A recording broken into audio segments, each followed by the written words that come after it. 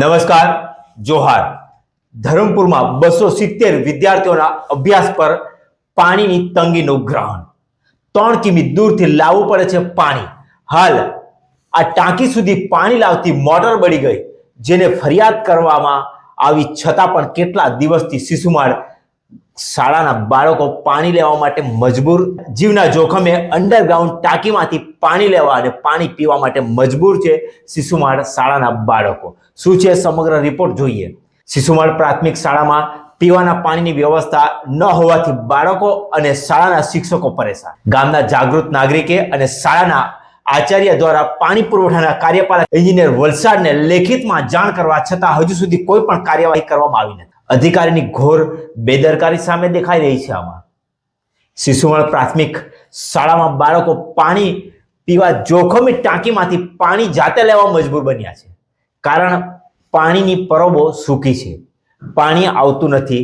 બાળકોને પાણી પીવા માટે, પાણીનો સંગ્રહ માટે અંડરગ્રાઉન્ડ ટાંકીમાંથી પાણી જીવના જોખમે કાઢવું પડે છે. જે દ્રશ્યો તમે જોઈ રહ્યા છો એ શિશુમાળ ગામની શાળા જે છે એ શાળાના બાળકો છે અને પ્રિન્સિપલ અને ટીચરો 260 જેટલા બાળકોનું ધ્યાન તો રાખે છે, પણ ગરમીનો સમય છે, એમને તરસ લાગે છે ત્યારે પાણી કાઢવા માટે મજબૂર બને છે આ જોખમી ટાંકામાં. આમાં શિક્ષકો અને પ્રિન્સિપલનો વાંક ન કાઢી શકાય, કારણ કે એમની પાસે 260 જેટલા શાળાના બાળકો છે અને એમને બધાનું ધ્યાન રાખવાનું છે.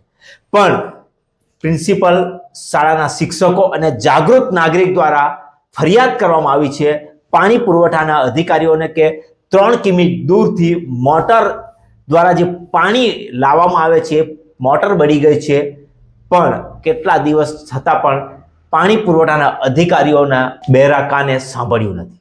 શિક્ષકે અને ગામના જાગૃત નાગરિકે ફરિયાદ આપી લેખિતમાં, પણ પાણી પુરવઠાના અધિકારીઓ નેતાઓના તાઇફામાં પાણી પહોંચાડવામાંથી ફુરસદ મળશે તો આ શાળાના બાળકો સુધી પાણી પહોંચાડશે એવું લાગી રહ્યું છે.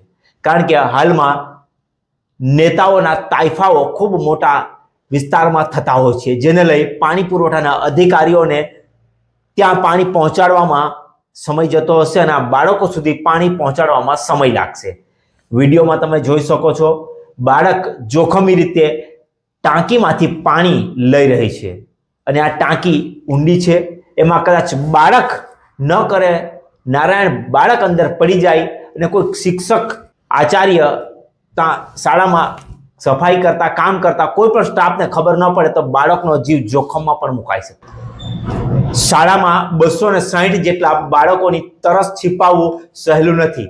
પાણી પુરવઠાના અધિકારીની ઘોર બેદરકારી આ દ્રશ્યોમાં દેખાઈ આવે છે. નાના બાળકો જોખમી રીતે કૂવામાંથી પાણી કાઢવા મજબૂર બને છે. પણ આવનાર સમયમાં અધિકારીઓ જાગશે કે પછી આ ધરમપુરની શિશુમાળ શાળાના બાળકો જોખમી રીતે પાણી કાઢવા મજબૂર બનશે? જ્યાં સુધી કોઈ હાદસો ન થાય ત્યાં સુધી આ તંત્ર અને સરકાર જાગશે કે કેમ? પાણી વિશે તો હું અમારા ગામમાં 3 કિલોમીટર જેવી નદી દૂર છે, ત્યાંથી અમારે પાઇપલાઇનથી ઓફિસને હાલમાં મોટર બગડેલી છે. એ કેટલા સમયથી આવી ચાલુ રહેતું છે પાણીની સમસ્યા? પાણીની સમસ્યા અમારે ઉનાળામાં તો એમ જ ઝીલવા પડે છે. એવું કઈ અરજી તમે આપી?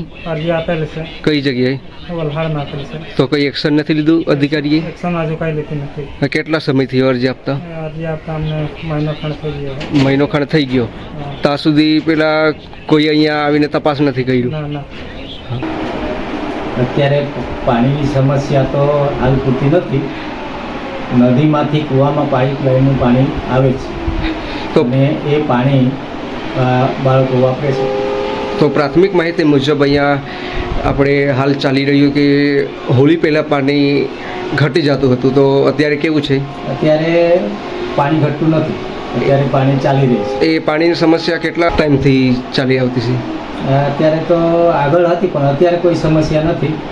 અત્યારે નદીમાં તો પાણી પૂરું થતું નથી અને પાઇપલાઇન દ્વારા પાણી આવે જ છે.